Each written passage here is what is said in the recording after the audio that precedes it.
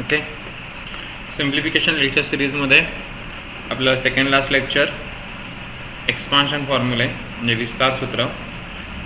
सिम्प्लिफिकेशनचे बरेचसे प्रॉब्लेम सोडवत असताना मोठे मोठे कॅल्क्युलेशन्स किंवा जास्त मोठ्या संख्या आपल्याला दिलेल्या दिसतात आणि मग ते कॅल्क्युलेशन ज्यावेळी आपण मॅन्युअली सोडवायचा प्रयत्न करतो त्याच्यामध्ये बराचसा वेळ जाणार असतो. मग त्याच्याऐवजी जर आपण सिम्प्लिफिकेशनचे जे एक्सपान्शन फॉर्म्युले आहेत ते एक्सपान्शन फॉर्म्युले जर व्यवस्थित यूज केले तर ते प्रॉब्लेम्स सिम्प्लिफाय होत असतात आणि मग त्याच्यानंतर आन्सर काढणं आपल्याला सोपं होऊन जातं. तर त्यासाठी आपल्याला एक्सपान्शन फॉर्म्युले आज बघायचे आणि त्याच्यावर आधारित जे काही प्रॉब्लेम्स सेट केलेले आहेत ते पण आपण सोडवणार आहोत, जेणेकरून एक्झाममध्ये तुम्हाला लक्षात येईल की बाबा कसे प्रॉब्लेम सेट केलेले असतात. ओके, पहिल्यांदा आपण विस्तार सूत्र बघूया की कोणते कोणते आहेत किंवा कोणकोणते आपल्याला जास्त लागणार आहेत. बरेचसे विस्तार सूत्र आहेत, एक्सपान्शन फॉर्म्युले बरेचसे आहेत, पण त्यातले आपल्याला जे जास्तीत जास्त लागतात ते मी इथं कव्हर करणार आहे. ॲक्च्युली हा फॉर्म्युला नाही, ही एक प्रॉपर्टी आहे. या प्रॉपर्टीला म्हटलं जातं डिस्ट्रीब्युटिव्ह प्रॉपर्टी, जे आपण 8 किंवा 9 स्टँडर्डमध्ये मॅथ्समध्ये शिकले असेल. याला म्हणतात डिस्ट्रीब्युटिव्ह प्रॉपर्टी. ए इंटू बी असेल प्लस ए इंटू सी असेल, तर त्याच्यामध्ये ए जी व्हॅल्यू आहे ती दोघांमध्ये कॉमन आहे, सो ती ब्रॅकेटच्या बाहेर आपण काढतो आणि ब्रॅकेटमध्ये बी मधला साईन प्लस प्लस सी. जर इथे जर सबट्रॅक्शन असतं म्हणजे A into B minus of A into C असतं, इथे घेतो मी A into B minus of A into C असतं, तर इथं ए कॉमन राहिला असतं आणि आतमध्ये B minus C as usual आला असतं. आणि याचा फायदा काय होतो, बऱ्याच वेळेला सपोज जर मोठ्या कॅल्क्युलेशनमध्ये सपोज आपल्याला असं काय दिलं असेल 79 इंटू 34 प्लस 79 इंटू 16, तर याच्यामध्ये 79 जो कॉमन आहे तो जर आपण इथं कॉमन 79 जर बाहेर घेतला तर आतमध्ये काय राहणार आहे 34 प्लस 16, म्हणजे 34 प्लस 16 काय होईल तर 50 होईल. सो 79 इंटू 50 हे कॅल्क्युलेशन करणं आता आपल्याला सोपं जातं. सो 5 9 45, हातच्याला गेले 4, 5 7 35 आणि 4 39 आणि हा शून्य जो होता तो. सो 3950 हे त्याचं कॅल्क्युलेशन येईल. जर आपण या पद्धतीने कॅल्क्युलेशन करत बसलो असतो तर ह्याच्यामध्ये बराचसा वेळ गेला असता, कारण 34चं आपल्याला टेबल पार्ट नाही आहे, ॲज सेम ॲज 79चं पण नाही आहे, त्यामुळे हे कॅल्क्युलेशन लेंदी झालं असतं. त्यानंतर परत त्याचं ॲडिशन करायला ह्याचा बराचसा वेळ गेला असता. So by using the property of distribution ही जर यूज केली तर आपल्याला हे मोठं कॅल्क्युलेशन बरंचसं सोपं होऊन जातं. त्याच्यानंतर a square minus b square is equal to a plus b into a minus b, ही सगळ्यात युजफुल प्रॉपर्टी आहे आणि याच्यावर बरेचसे प्रॉब्लेम्स आत्तापर्यंत म्हणजे MPSCमध्ये जास्त विचारले आहेत. कारण याच्यामध्ये काय होतं, बऱ्याच वेळेला मोठ्या संख्यांचे दोन वर्ग आहे, सपोज 79चा स्क्वेअर मायनस 21चा स्क्वेअर असं काहीतरी असेल, तर याच्यामध्ये सिम्प्लिफाय काय होते बघा, एका ब्रॅकेटमध्ये या दोघांची ॲडिशन आणि एका ब्रॅकेटमध्ये या दोघांची सबट्रॅक्शन. म्हणजे एका ब्रॅकेटमध्ये 79 प्लस 21 आणि दुसऱ्या ब्रॅकेटमध्ये 79 मायनस 21. त्यामुळे काय होऊन जातं, इथं 79 प्लस 21 100 होईल आणि मल्टिप्लाय बाय 79 मायनस 21 म्हणजे ही व्हॅल्यू जी आहे ती 58 येईल. सो 58 इंटू 100 5800 हे त्याचं आन्सर आहे.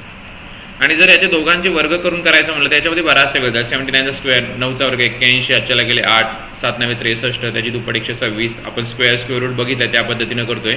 7 इंटू 9 63, 63ची डबल केली तर 126 प्लस 8 134, कॅरी झाले 13, हातच्याला गेले 13, 7चा वर्ग 49 आणि 13, सो 49 आणि 13 63, 6341, वजा 21चा वर्ग 441, 81 हातच्याला गेले 8, 7 9 63, 2 126, 126 आणि 8 134, हातच्याला गेले 13, 7चा वर्ग 49 आणि 13 62, 6241 वजा 441 बरोबर 5800, जी व्हॅल्यू आपण इथं कॅल्क्युलेट केलेली आहे. या प्रकारे आपण ही प्रॉपर्टी यूज करतो. पण हे सगळं कॅल्क्युलेशन स्क्वेअर करून करण्यापेक्षा हे करणं कधीही सोपं जातं.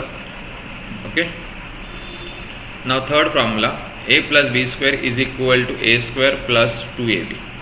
2 मिनटासाठी आपण जरा थोडंसं हे जरा व्यवस्थित सेट करूया. इथे एक न्यू स्लाईड घेऊया आपण, जेणेकरून काय होईल, हे जे शेवटचे 2 फॉर्म्युले ते आपल्याला पुढच्या ह्याच्यावर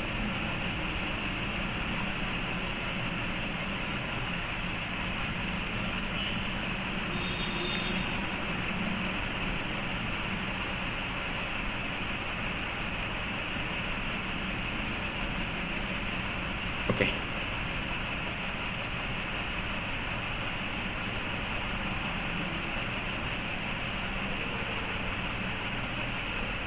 ओके, आणि मग याच्यामध्ये आपले जे पुढचे प्रॉब्लेम्स आहेत ते बघूया. ही पहिली प्रॉपर्टी झाली, ही दुसरा प्रॉब्लेम पण झाला. तिसरा a plus b square plus 2ab plus b square, याला एक्सपान्शन ऑफ डिग्री 2 म्हणतात. A plus b square is equal to a square plus 2ab plus b square. जर दोन संख्यांच्या ॲडिशनचा स्क्वेअर असेल तर इथे a square plus 2ab plus b square. As same as जर इथे सबट्रॅक्शन असेल तर फक्त ए स्क्वेअर, इथं जी प्लस साईन आहे तेवढं फक्त इथं मायनस होते, minus 2ab plus b square. हे जे दोन फॉर्म्युले आहेत हे बऱ्याच वेळेला आपल्याला सिंगली न विचारता आपल्याला याचं कंबाईन प्रॉब्लेम्स तयार केला जातो. ए square plus 2ab plus b square आणि ए square minus 2ab plus b square. आता याचं कंबाईन प्रॉब्लेम्स कसे तयार करतात किंवा कंबाईन फॉर्म्युला कसे तयार करतात ते आपण इथं बघूया.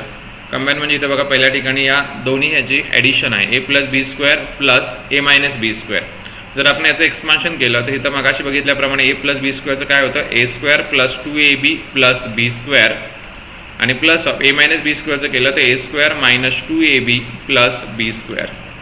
आणि मग हे plus a square 2 times of a square, b square plus b square 2 times of b square plus 2ab minus 2ab get cancel.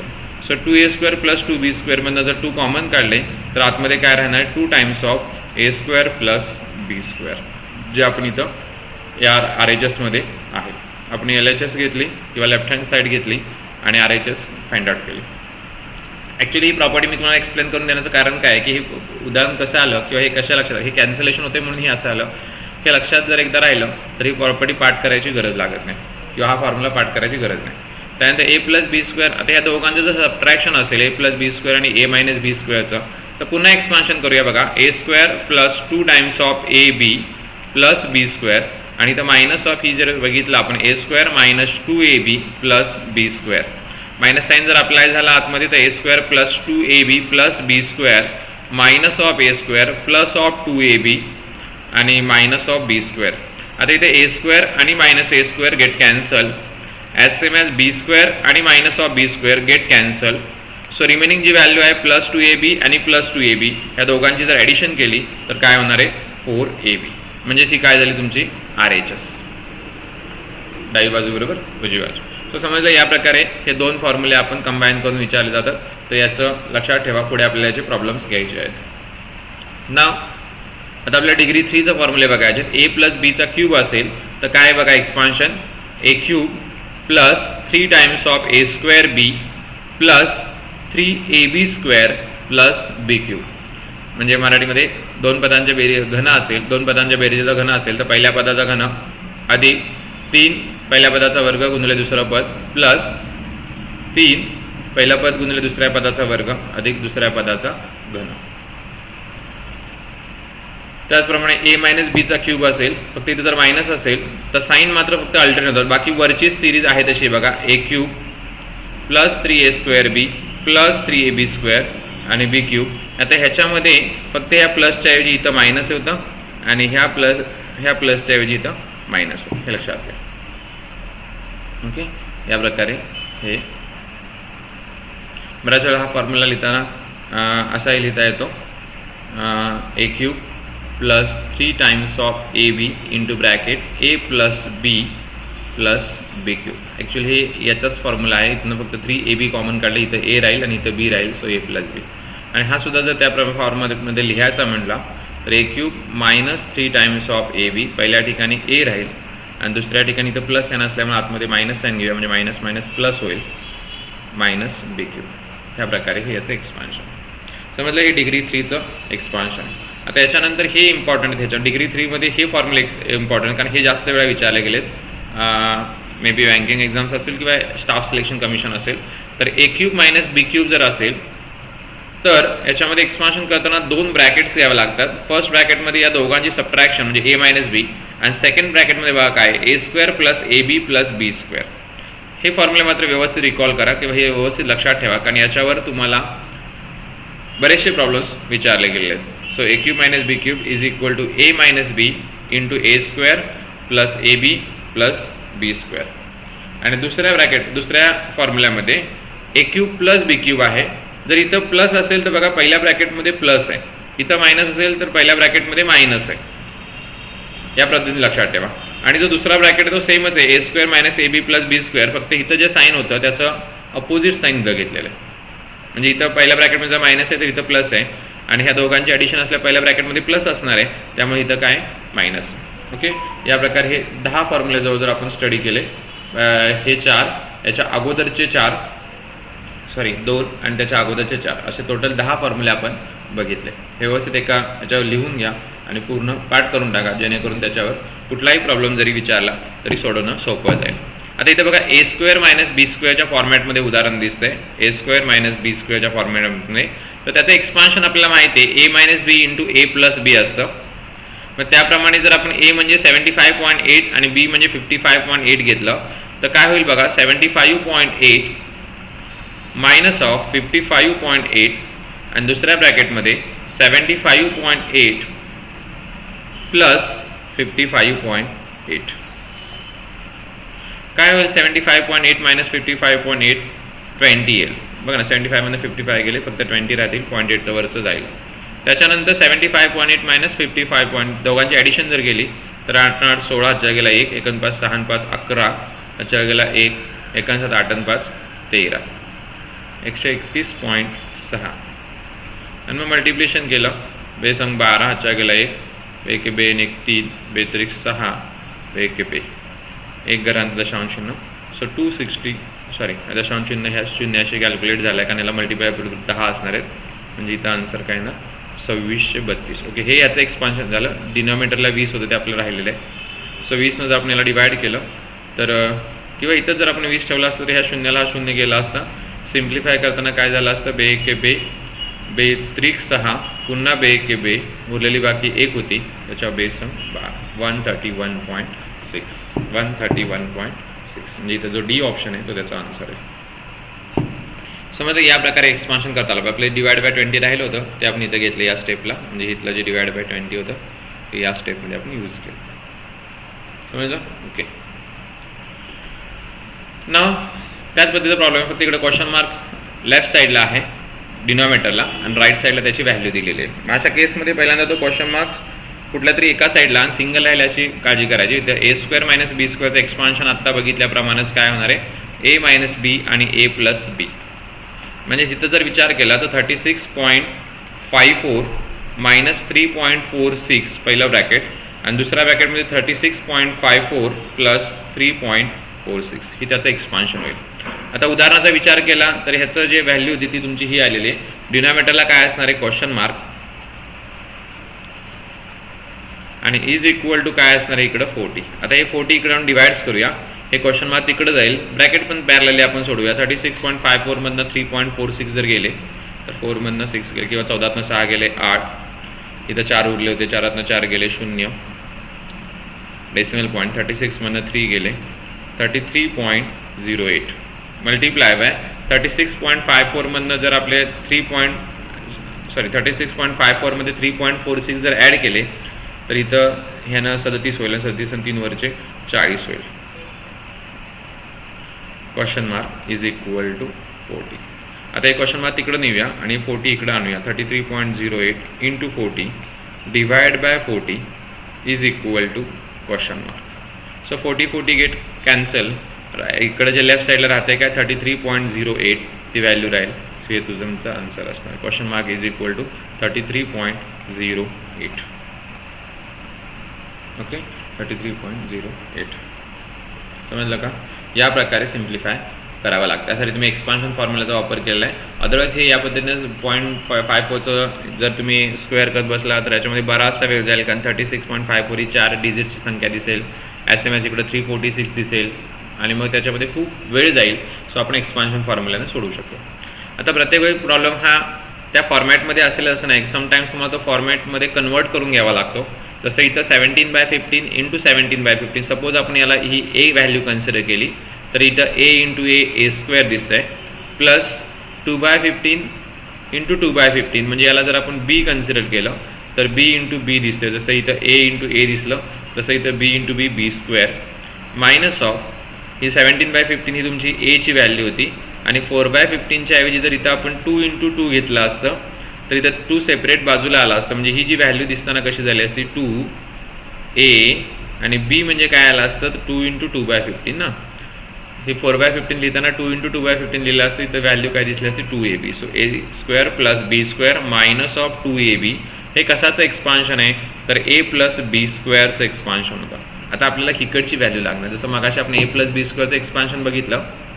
आता एक्सपान्शनच्या फॉर्मॅटमध्ये दिलेलं आहे, तर त्याचं सिम्प्लिफाय काय आहे a + b².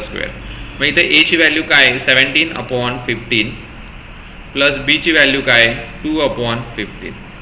आता इथं मायनस आहे, त्यामुळे इथं प्लसच्या ऐवजी फक्त इथं मायनस आहे असणार. 17/15 - 2/15 सो डिनॉमिनेटर सेम आहे, त्यामुळे न्यूमरेटरची सबट्रॅक्शन 15/15 ऑब्वियसली व्हॅल्यू 1 येणार आहे आणि 1चा स्क्वेअर काय असणार आहे 1.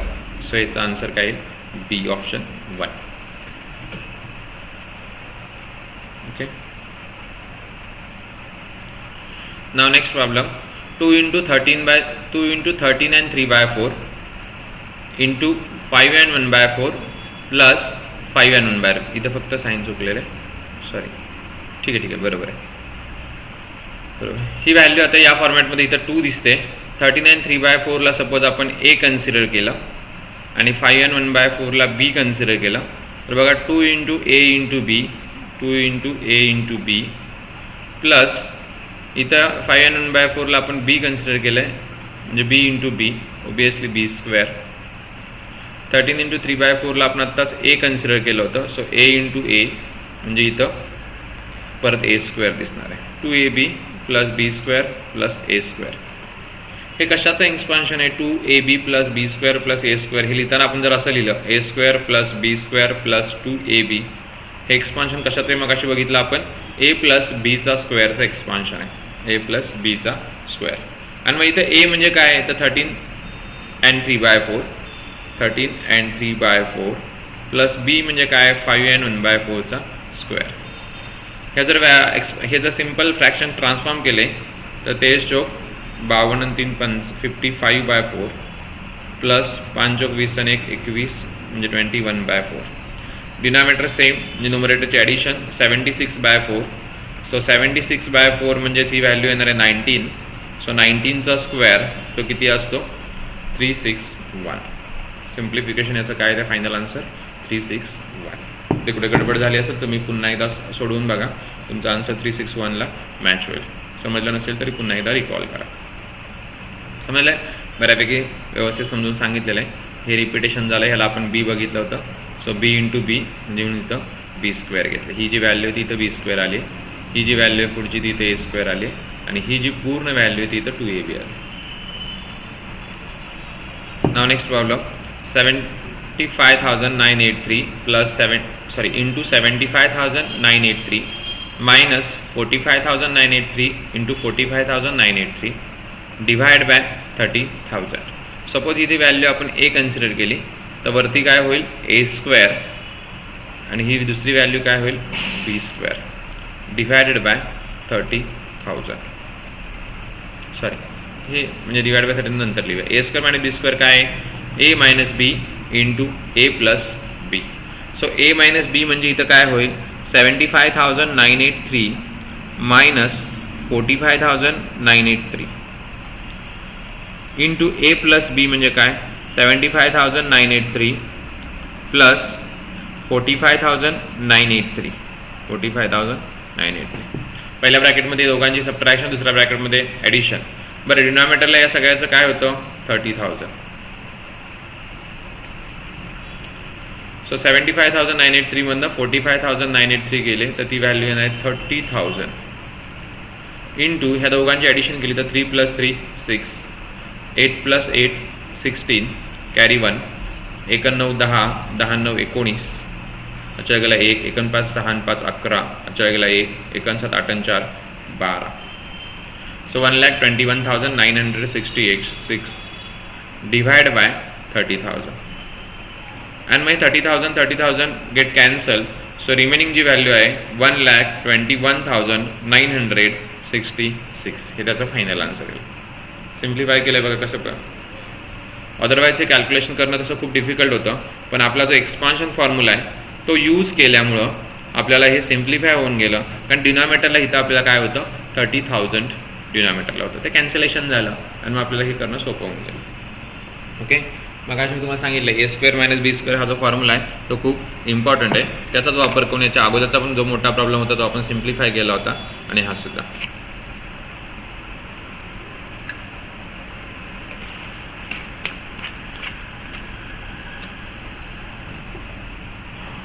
Okay, next problem. 856 plus 167 bracket square plus 856 minus 167 bracket square divided by 856 into 856 plus 167 into 167. बऱ्याच वेळा प्रॉब्लेमचं नंबर्सचं रिपिटेशन आहे. याचा अर्थ वरती जर विचार केला आपण तर a प्लस बीचा स्क्वेअर आहे प्लस 856ला आपण ह्याला आपण a मानलंय, याला b मानलं. ऑब्विसली इथं काय दिसणार a मायनस बीचा स्क्वेअर. आणि डिनॉमिनेटरला जर विचार केला तर 856 इंटू 856 म्हणजे a square plus 167 into 167 B square. आता हे जर आपण एक्सपान्शन बघितलं आहे ए प्लस बी स्क्वेअर प्लस ए मायनस बी स्क्वेअर या दोन ब्रॅकेटचे जर ॲडिशन असेल त्याचं एक सिम्प्लिफिकेशन आलं होतं आपलं 2 times of a square plus b square. डिनॉमिनेटरला काय a square plus b square. So लक्षात येत असेल इथं a square plus b square न्युमरेटरला पण आहे आणि तीच टर्म डिनॉमिनेटरला पण आहे. ओबियसली ही टर्म कॅन्सलेशन होईल आणि फक्त काय राहील. सो ह्या पूर्ण प्रॉब्लेमचा आन्सर जर आपण याला सिम्प्लिफाय केलं या फॉर्मॅटमध्ये तर याचा आन्सर काय असणार आहे ओनली 2 म्हणजे 856 प्लस 167 ब्रॅकेटचा स्क्वेअर प्लस 856 मायनस 167 ब्रॅकेटचा स्क्वेअर डिव्हायडेड बाय ॲक्च्युअल फॉर्मॅटमध्ये लिहितो मी मुद्दा 856चा स्क्वेअर प्लस 167चा स्क्वेअर म्हणजे a square plus b square आहे इज इक्वल टू काय असणार आहे तर 2 असणार आहे. समजलं.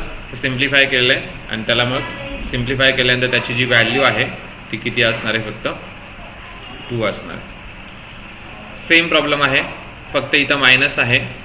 मग मगाशी मी तुम्हाला सांगितलं आहे ए प्लस बीचा square minus of a minus बीचा स्क्वेअर डिव्हायडेड बाय आता आपण इथं याला ए कन्सिडर केलं आहे आणि याला बी कन्सिडर केलं आहे. So a plus b square minus of a minus b square divided by a into b. So हे एक्सपान्शन केल्यानंतर असं लक्षात येते बघा हा फॉर्म्युला पण आपण बघितला आहे. ही व्हॅल्यू किती होती 4 इंटू ए बी. डिनॉमिनेटरला काय आहे ए इंटू बी. सो ए बी ज्या टर्म्स आहेत त्या सेम आहेत. सो फायनली आन्सर इथं सिम्प्लिफाय केल्यानंतर काय येणार आहे 4. म्हणजे हे जे एवढं मोठं कॅल्क्युलेशन आहे 469 इंटू 174 ब्रॅकेटचा स्क्वेअर मायनस ऑफ 469 मायनस 174 ब्रॅकेटचा स्क्वेअर डिव्हायडेड बाय 469 इंटू 174 ह्या एवढ्या मोठ्या कॅल्क्युलेशनचा आन्सर 2 स्टेपमध्ये आपण कॅल्क्युलेट करतोय ओनली 4. ओके, त्यानंतर 785 into 785 into 785 plus 435 into 435 into 435. जर आपण याला ए कन्सिडर केलं असतं तर इथं ए इंटू ए क्यूब. याला जर बी कन्सिडर केलं तर बी इंटू बी बी क्यूब. डिनॉमिनेटरला जर बघितलं 785 इंटू 785 म्हणजे a square plus 435 into 435 B square minus 785 into 435 म्हणजे मायनस ऑफ ए बी. आता हा जो फॉर्म्युला होता मागाशी आपण ए क्यूब प्लस बी क्यूबचा तो मागाशी सॉर्ट आउट केलेला आहे. ह्याचा आन्सर जे आहे ते a plus b first bracket आणि सेकंड ब्रॅकेटमध्ये काय होतं a square minus of a b plus b square. आता याच्या डिनॉमिनेटरला बघा तीच व्हॅल्यू आहे a square plus b square minus a b म्हणजे लिहिताना आपण असं लिहूया a square minus of a b plus b square. याची फक्त ऑर्डर चेंज केली आणि मग न्युमरेटरला पण सेम ब्रॅकेट आहे आणि डिनॉमिनेटरला पण सेम ब्रॅकेट आहे. सो कॅन्सलेशन होईल आणि रिमेनिंग टर्म राहील फक्त ए प्लस बी. मग ए प्लस बी म्हणजे काय तर इथं ए ची व्हॅल्यू काय तुम्हाला लक्षात आलं असेल किंवा वरती प्रॉब्लेममध्ये दिसतेच बघा.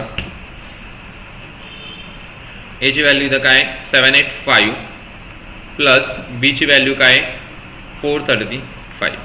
ह्या दोघांची जर ॲडिशन केली तर 5 + 5 10 कॅरी 1 1 8 9 9 3 12 अच्छा गेला 1 1 8 4 12. So 1220 option number c answer त्याचं येणार आहे 1220. ओके, तुम्ही एकदा याच्यावर जास्तीत जास्त म्हणजे प्रॉब्लेम्स सोडवल्यानंतर तुमच्या लक्षात येईल कोणता फॉर्म्युला कधी वापरलात किंवा प्रॅक्टिस केल्यानंतर तुमच्या अजून लक्षात येईल किंवा कोणत्या ठिकाणी कोणता फॉर्म्युला यूज होते. आणि त्यातल्या त्यात फॉर्म्युले जर पार्ट असतील तर मग अजून सोपं होऊन जातं. ओके. 147 इंटू 147. सो ए इंटू ए, जर आपण 147ला ए मानलं तर प्लस 147 इंटू 143, म्हणजे 143ला सपोज जर आपण बी मानलं तर इथं व्हॅल्यू दिसेल ए इंटू बी प्लस ऑफ 143ला आत्ताच आपण बी कन्सिडर केलं आहे तर इथं बी इंटू बी म्हणजे इथं बी स्क्वेअर होईल. सो न्युमरेटर जर बघितला तर a square plus a into b a b plus b square. डिनॉमिनेटरला बघितलं तर इथं 147 into 147 into 147 a cube minus 143 into 143 into 143 so b cube. आता इथं डिनॉमिनेटरला काय आहे a cube minus b cube, याचं एक्सपान्शन मागाशी आपण बघितलं होतं. वरची टर्म मी तशीच ठेवतो a square plus a b plus b square. आणि डिनॉमिनेटरला याचं एक्सपान्शन आपण दोन ब्रॅकेटमध्ये करतो. त्यातल्या पहिल्या ब्रॅकेटमध्ये हे साईन ठेवतो म्हणजे ए मायनस बी, आणि दुसऱ्या ब्रॅकेटला जर इथं मायनस असेल तर इथं a square plus of a b plus of b square. तुम्ही फॉर्म्युला एकदा रिकॉल करा तुमच्या लक्षात येईल. आता इथं न्युमरेटर आणि डिनॉमिनेटरला सेम व्हॅल्यू आहे बघा, a square plus a b plus b square. So get cancel, म्हणजे राहतंय काय तर ए मायनस बी, आणि ते पण कुठं तर डिनॉमिनेटरला 1/a मायनस बी. आणि फायनली इथं व्हॅल्यू सबस्टिट्यूट करायच्या 1/147 मायनस ऑफ 143. सो या दोघांची सबट्रॅक्शन येईल ओनली 4. सो फायनल आन्सर येईल 1/4. फायनल आन्सर येईल 1/4. समजलं का? या पद्धतीने आपण तो प्रॉब्लेम सोडवला. हे कॅल्क्युलेशन जर मॅन्युअली करत बसला असतो आपण किंवा आपल्या स्क्वेअरच्या मेथडनं किंवा आपल्या युजल मेथडनं करत बसलो असतो तर ह्याच्यासाठी नियरली 5 to 6 मिनिट्स सहज गेले असते. पण युजिंग एक्सपान्शन फॉर्म्युला केल्यामुळं इथं आपल्याला थर्ड स्टेपला आन्सर मिळून गेलेला आहे. 3/5 मायनस 2/5 3/5 3/5चा क्यूब मायनस 2/5चा क्यूब डिवाइड बाय 3/5चा स्क्वेअर मायनस 2/5चा स्क्वेअर. सपोज आपण इथं 3/5ला ए कन्सिडर केलं तर इथं ए चा क्यूब मायनस बी चा क्यूब डिवायडेड बाय ए चा स्क्वेअर मायनस बी चा स्क्वेअर. आता या दोघांचं सुद्धा एक्सपान्शन केलं. ए क्यूब मायनस बी क्यूबचं एक्सपान्शन काय असतं ए मायनस बी फर्स्ट ब्रॅकेटमध्ये आणि सेकंड ब्रॅकेटमध्ये a square plus a b plus b square. डिनॉमिनेटरला ए स्क्वेअर मायनस बी स्क्वेअरचं एक्सपान्शन केलं तर a minus b into a plus b. आणि मग ॲक्च्युली या स्टेपनं इथं कदाचित जास्त वेळ जाईल एक्सपान्शन फॉर्म्युला वापरला तर. सो आपण इथं जर डायरेक्ट कॅल्क्युलेशन केलं तर बरं पडेल कारण संख्या मोठ्या नाही आहेत. म्हणजे 3/5चा क्यूब काय दिसणार आहे 27/125 मायनस 2/5चा क्यूब काय दिसणार आहे 8/125. डिनॉमिनेटरला काय 3/5चा स्क्वेअर म्हणजे किती असणार आहे 9/25 मायनस 2/5चा square 4/25. Okay is equal to दोघांचं डिनॉमिनेटर सेम आहे 125. So 27 minus 8 19/125. डिनॉमिनेटरला जर विचार केला तर दोघांचाही डिनॉमिनेटर सेम आहे 25. सो सबट्रॅक्शन जर केली तर 5/25. नेक्स्ट स्टेपला 19/125 मल्टिप्लाय बाय 25/5. सो 25 5 125 म्हणजे रिमेनिंग जी व्हॅल्यू असणार आहे की 19/5 × 5 25 हे तुमचं आन्सर असणार आहे 19/25. सो इथं बी ऑप्शन त्याचा आन्सर आहे 19/25. समजलं का? आता हे या पद्धतीने एक्सपान्शन फॉर्म्युले करून इथं सिम्प्लिफायला इथलं हेच घ्यायला असतं. म्हणजे पुन्हा राहिलेली जी व्हॅल्यू आहे a square plus a b plus b square divided by a plus b, याला मात्र व्हॅल्यू सबस्टिट्यूट करून तुम्हाला कॅल्क्युलेशन करावं लागलं असतं. पण याच्यामध्ये जास्त वेळ जाईल असं मला वाटतं. त्यामुळे डायरेक्टली आपण व्हॅल्यू सबस्टिट्यूट करून इथं फाइंड आउट केलेला आन्सर आहे. पण हे प्रत्येक वेळी शक्य नाही, अगदी फार रेअर केसमध्ये हे शक्य आहे.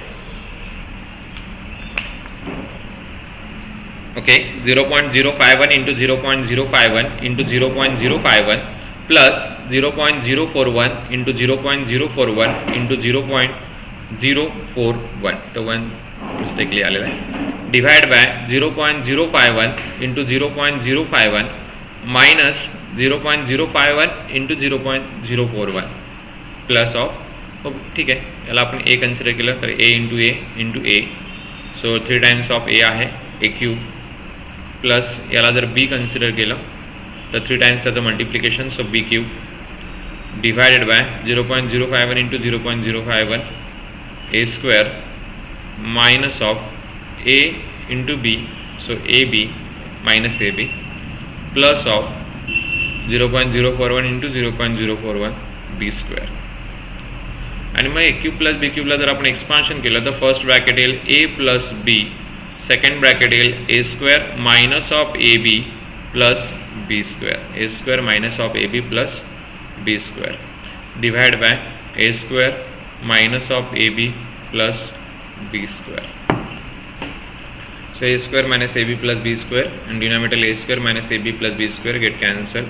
So काय राहिलं फक्त a plus b, आणि a plus b म्हणजे काय तर 0.051 प्लस 0.041 या दोघांची ॲडिशन. 1 + 1 2, 5 + 4 9, 0.092. ओके, ऑप्शन सी आहे बघा इथं 0.092. एवढं मोठं कॅल्क्युलेशन फक्त आपण एक्सपान्शन फॉर्म्युला वापरल्यामुळं थर्ड स्टेपला आपलं कॅल्क्युलेशन आन्सर हे झालं आहे. हा यूज होतो हे आपण लक्षात आणलं, किंवा हे यूज होतं आहे हे पहिल्यांदा आपण ठरवलं. दुसऱ्या याच्यामध्ये आपण त्याचं सोल्युशन काय आणि तिसऱ्या याच्यामध्ये व्हॅल्यू सबस्टिट्यूट करून फायनल आन्सर काय हे आपण 3 स्टेपमध्ये आन्सर फाइंड आउट केला. त्यासाठी तुम्हाला काय करणं गरजेचं आहे, एक तर तुम्हाला फॉर्म्युले पहिल्यांदा पाठ करणं व्यवस्थित लक्षात गरजेचं आहे. त्याच्यानंतर कोणत्या प्रॉब्लेमला कोणता फॉर्म्युला सबस्टिट्यूट होत आहे हे लॉजिक लावणं फार महत्त्वाचं आहे. जर त्या 2 गोष्टी केल्या, पहिली गोष्ट पाठांतराची होती, दुसरी गोष्ट कोणतं लॉजिक तिथं अप्लाय होतं आहे किंवा कोणता फॉर्म्युला तिथं अप्लाय होतो आहे हे जर ठरवलं तर तिसऱ्या याच्यामध्ये कॅल्क्युलेशन फार इथं खूप कॅल्क्युलेशन जास्त मॅटर करत नाही, कारण फार सिम्पल कॅल्क्युलेशन आहे. आपण आत्ता पण बघितलं कुठेही कॅल्क्युलेशन लेंदी नव्हतं, फार सिम्पल कॅल्क्युलेशन होते सिम्प्लिफाय केल्यानंतरचे. आता हा फॉर्म्युला प्रॉब्लेम मगाशी आपण सोडवला आहे बघा. जर आपण याला ए कन्सिडर केलं, आता याला मी शॉर्टकटमध्ये सांगतो, आणि याला बी कन्सिडर केलं तर पहिल्या ठिकाणी इथं ए मायनस बीचा स्क्वेअर प्लस याला आपण मगाशी ए कन्सिडर केलं, याला बी कन्सिडर केलं, सो ए प्लस बीचा स्क्वेअर, आणि डिनॉमिनेटरला याला आपण आता ए इंटू ए म्हणजे a square plus b into b, so b square. याचं एक्सपान्शन मगाशी आपण सोडवलं होतं बघा. काय आलं होतं 2 times of a square plus b square divided by a square plus b square, whole bracket get cancel, A square plus B स्क्वेअरचा, so remaining value काय ओनली 2. सो याचा फायनल आन्सर काय येणार आहे इज इक्वल टू 2. मगाशी आपण ते बघितलं त्यामुळे पुन्हा याचं जास्त एक्सप्लेनेशन द्यायची गरज नाही. हे सुद्धा सेम तसंच आहे, ए प्लस बीचा स्क्वेअर प्लस ए मायनस बीचा स्क्वेअर डिवायडेड बाय 0.137 इंटू 0.137 ए स्क्वेअर प्लस 0.098 इंटू 0.098 म्हणजे बी स्क्वेअर. आत्ताच बघितलं आपण याची जी एक्सपान्शन होतं 2 times of a square plus b square divided by a square plus b square. पुन्हा सेम व्हॅल्यू इथे, so get cancel, so final answer काय येणार याचं सुद्धा ओनली 2. काय येणार आहे ओनली 2. याचा प्रॉब्लेम जास्तीत जास्त सोडवल्यानंतर याचं लक्षात येऊन जातं की याच्यामध्ये फक्त काय कोणता फॉर्म्युला यूज करायचा आणि याचं काय सिम्प्लिफिकेशन येणार आहे. आता इथं वेगळ्या फॉर्मॅटमध्ये उदाहरण आहे, म्हणजे 0.125, सो तुम्हाला रिकॉल करावं लागेल की ही 0.5चा क्यूबची व्हॅल्यू आहे प्लस 0.027 म्हणजे ही कशाची व्हॅल्यू आहे 0.3चा क्यूब आहे. 0.3चा क्यूब काय असणार 0.027 आणि 0.5चा क्यूब काय असणार 0.125, कारण 5चा क्यूब 125 असतो. डिनॉमिनेटरला जर बघितलं तर 0.5 इंटू 0.5 म्हणजे ती काय आहे तर 0.5चा स्क्वेअर आहे. पहिल्यांदा आपण आपला स्टँडर्ड फॉर्मॅट करून घेऊया. 0.09 म्हणजे 0.3चा स्क्वेअर आहे, 0.3चा स्क्वेअर आहे, आणि मायनस ऑफ 0.15 म्हणजे काय तर 0.5 इंटू 0.3. आणि मग आता आपण आपल्या एक्सपान्शन फॉर्म्युलाच्या फॉर्मॅटमध्ये नेऊया. A cube plus b cube divided by a square plus b square minus of a B.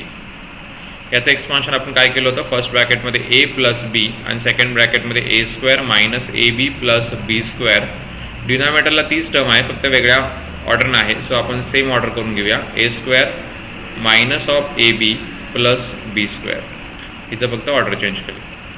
So same term आहे बघा, a square minus a b plus b square get cancel. So राहिलं काय फक्त ए plus बी. म्हणजे इथं एची value काय होती तर 0.5 प्लस बीची व्हॅल्यू काय 0.3, म्हणजे ची फायनल आन्सर येणार आहे 0.8. काय आन्सर येणार 0.8. हे सी ऑप्शन.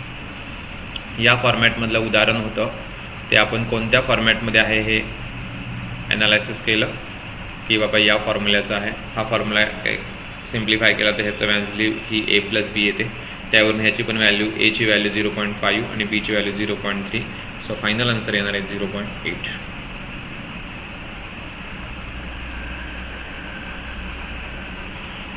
ह्याचे मी आत्ता हे केल्याप्रमाणे a cube plus b cube divided by 0.2. नाही, थोडंसं वेगळं उदाहरण आहे कारण इथं 3 व्हॅल्यू दिसतील मग असा विचार केला तर.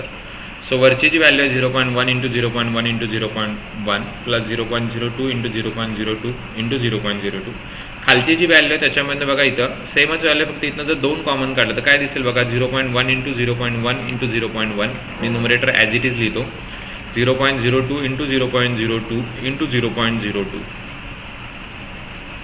डिनॉमिनेटरला काय होईल बघा, याच्यामधनं 2 2 2 म्हणजे 8 जर कॉमन काढलं तर आतमध्ये काय दिसेल बघा 0.1 इंटू 0.1 इंटू 0.1. हा कसा 8 काढला तर इथनं 2 इथनं 2 काढलं इथनं 2. सो टोटल आपण 8 बाहेर काढलं, त्यामुळे हे दिसते.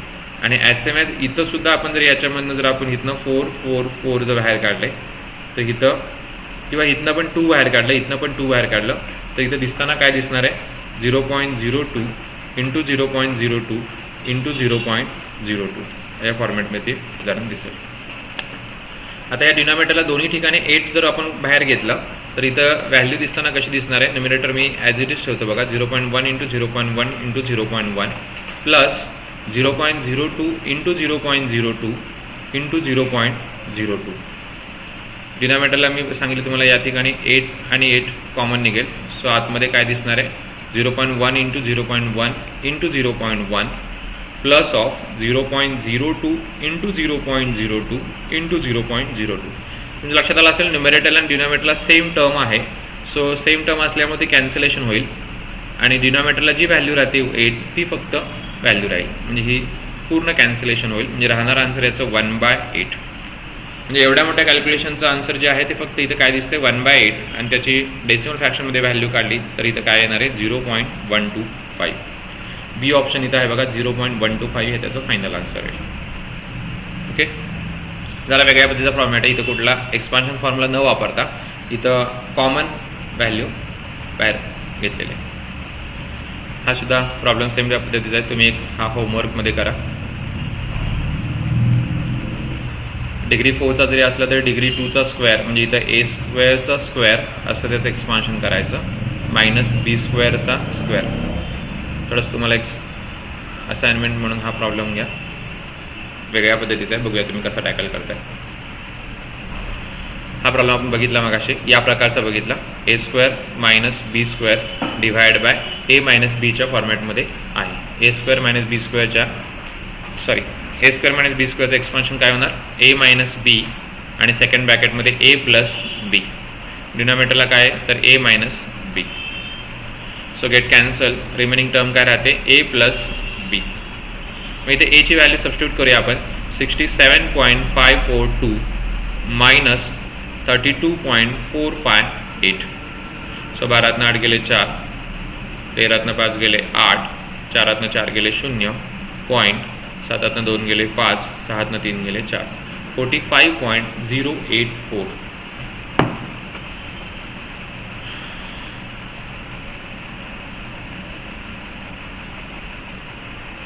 ॲडिशन आपल्याला ॲडिशन करायची होती, चुकून आपण बेरीज केले. सो 2 + 8 10 कॅरी 1, 1 4 5 5 10, अच्च्याला गेला 1, 1 5 6 4 10, अच्च्याला गेला 1, 1 7 8 2 10, अच्च्याला गेला 1, 7 3 10. 100.000 म्हणजेच किती तर 100 म्हणजेच किती तर 100. Okay, correct. समजलं आहे. आता हे मागाच्यापेक्षा जास्त प्रॉब्लेम आपण या पद्धतीने सोडवलेत म्हणून मी त्याचं थोडं शॉर्टमध्ये त्याचं एक्सपान्शन केलेलं आहे. शॉर्टमध्ये म्हणण्यापेक्षा ते त्याचं एक्सपान्शन आहे आणि मग सिम्प्लिफाय केलं. सिम्प्लिफाय केल्यानंतर मात्र फक्त ए प्लस बी राहिली. एची व्हॅल्यू आणि बीची व्हॅल्यू दोघांची ॲडिशन होती, सो ॲडिशन केली. चुकून मी सबट्रॅक्शन केली होती, तो करेक्शन केलं. हा एक्झामला विचारला प्रॉब्लेम आहे. 4n1/17 plus 17/69 bracket square minus 4n1/17 minus 17/16 bracket square. तसा जर विचार केला तर इथं ए प्लस बीचा स्क्वेअर आहे आणि मायनस इथं ए मायनस बीचा स्क्वेअर आहे. याची जी व्हॅल्यू आहे ए प्लस बीचा स्क्वेअर मायनस ए मायनस बीचा स्क्वेअर, याची व्हॅल्यू बघा लक्षात घेतली होती आपण 4 × a × b आहे. आपण मगाशी फॉर्म्युल्यामध्ये सोडवलं आहे बघा. याची व्हॅल्यू काय येते 4 × a × b. So 4 × 4n1/17 × 17/69. Transform जर केलं इथं आपण तर 4 × 17×68 आणि 69/17 × 17/69. So 69 get cancel, 17 gate cancel. So remaining value काय राहील फक्त ओनली 4. हे त्याचा फायनल आन्सर येईल. इथं हा जो 4th ऑप्शन आहे तो मे बी 4च असण्याची शक्यता आहे, तो त्याचं फायनल आन्सर येईल. ओनली 4. ओके. आपण MPSCच्या एक्झाममध्ये विचारला प्रॉब्लेम आहे 8.6 × 5.3. पुन्हा इथे 8.6 × 4.7. इथं मग अशी तुम्हाला सांगितलं डिस्ट्रीब्युटिव्ह प्रॉपर्टी रिव्हर्समध्ये टाकले. म्हणजे इथे 8.6 कॉमन काढलं तर आतमध्ये काय राहील 5.3 प्लस 4.7. म्हणजे AB × AC असेल तर A कॉमन काढायचा. डिनॉमिनेटरला आपण पुन्हा डिस्ट्रीब्युटिव्ह प्रॉपर्टी वापरायची, कारण 4.3 आहे, इथं 9.7, इथे 8.7. सो 4.3 जर आपण कॉमन काढलं या दोघांमधनं तर डिनॉमिनेटरला काय राहणार आहे 9.7 मायनस 8.7. पुन्हा डिस्ट्रीब्युटिव्ह प्रॉपर्टी आपण यूज केली, जी सगळ्यात सुरुवातीचा पहिला मी तुम्हाला डिस्ट्रीब्युटिव्ह प्रॉपर्टी सांगितली सगळ्यात सुरुवातीची पहिली ती सोडव. आणि मग बघा 8.6 5.3 प्लस 4.7 ही व्हॅल्यू 10 येईल. डिनॉमिनेटरला 4.3 × 9.7 मायनस 8.7 ही व्हॅल्यू 1 होईल. तसं लक्षात येते 43 × 86 म्हणजे ही व्हॅल्यू 8.6 डिवायडेड बाय 4.3 ही व्हॅल्यू 2 येईल. सो 2 × 10 फायनल आन्सर असणार आहे 20. डी ऑप्शन आहे बघा 20. म्हणजे प्रॉब्लेम जास्त डिफिकल्ट नाही किंवा कुठेही कॅल्क्युलेशन करायचं नाही आहे. आपल्या ज्या प्रॉपर्टीज आणि जे फॉर्म्युलेज आहेत ते जास्त यूज करायचे. त्यासाठी डिस्ट्रीब्युटिव्ह प्रॉपर्टी आपण यूज केली आणि इथं सोडवली. Okay okay. बऱ्यापैकी सगळ्या फॉर्म्युलेजवरची उदाहरणं होतील याची काळजी घेतलेली आहे आणि सगळे फॉर्म्युलेसुद्धा व्यवस्थित एक्सप्लेन करून सांगितले आहेत. त्याच पद्धतीने सगळे उदाहरणंसुद्धा खूप चांगल्या पद्धतीनं एक्सप्लेन केले आहेत. तुमच्या लक्षात येतील. काही ठिकाणी तुम्हाला जर थोडं स्पीड वाटलं तर ते पुन्हा रिपीट बघा, म्हणजे तुमच्या ते लक्षात येऊन जाईल. ओके. आणि काही क्वेरीज असतील तर मग कमेंटमध्ये सांगा. तसंच तुम्हाला जर हे लेक्चर्स आवडला असेल तर लाईक करा आणि तुमच्याप्रमाणे जे काही विद्यार्थी, तुमचे मित्र, तुमचे नातेवाईक जे प्रामाणिकपणे अभ्यास करत असतील त्यांनासुद्धा हे लेक्चर शेअर करा. स्पर्धा परीक्षांचा अभ्यास करणाऱ्या सर्वच विद्यार्थ्यांना हे उपयोगाला येण्यासारखं लेक्चर आहे. तसंच शालेय स्पर्धा परीक्षांना आहेत त्यांनासुद्धा हे लेक्चर नक्कीच उपयोगाला येईल, कारण स्टँडर्ड 8मध्ये आपल्याला एक्सपान्शन फॉर्म्युले शिकवले जातात. त्यामुळं MTS किंवा स्कॉलरशिपचे जे एक्झाम्स आहेत त्याच्यामध्ये सुद्धा हे जास्त यूज होऊ शकतं. थँक्यू.